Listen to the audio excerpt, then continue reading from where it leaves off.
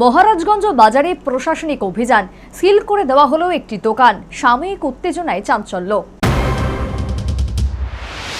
মাত্রাধিক দ্রব্যমূল্যের কারণে সাধারণের নাভিশ্বাস ওঠার উপক্রম।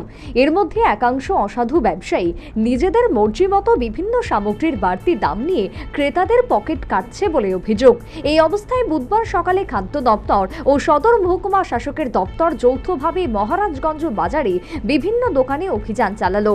এই সমস্ত দোকানগুলোতে বিভিন্ন সামগ্রীর সঠিক মূল্য রয়েছে কিনা এবং ওজন পরিমাপ সংক্রান্ত বিষয়েও প্রশাসনিকভাবে সন্ধান চালানো হয়। ক্ষেত্রে একাধিক দোকানে অনৈতিকভাবে পেঁয়াজ ও আলুর মূল্য 5 টাকা করে বেশি রাখা হচ্ছে বলে জানালেন সদর ফুড কন্ট্রোলার প্রদীপ ভৌমিক। আমরা অনেকগুলি দোকানে ভিজিট করলাম, করে দেখলাম সেখানে মূলত আলু এবং পেঁয়াজের মূল্য আমার মনে হয় প্রতি কেজিতে 5 টাকা একটু বেশি।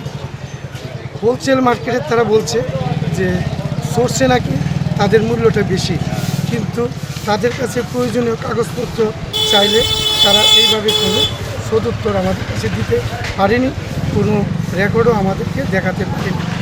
আবার ফার্স্ট পার্টি থেকে সেকেন্ড পার্টি যে মালটা কিনে, তারা যে কেনার পর যে তাদেরকে একটা মেমো দেওয়া হয়, দীর্ঘদিন তারা বলা সত্ত্বেও তারা এই মেমোটা দেয় না।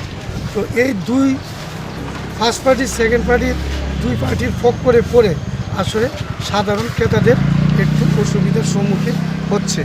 আমার মনে হয় ফার্স্ট পার্টি যখন মালগুলি কিনে তখন যদি তাদেরকে মেমোটা দিয়ে দিত, তাহলে বাজারটা আরেকটু মূল্য নিয়ন্ত্রিত থাকতো।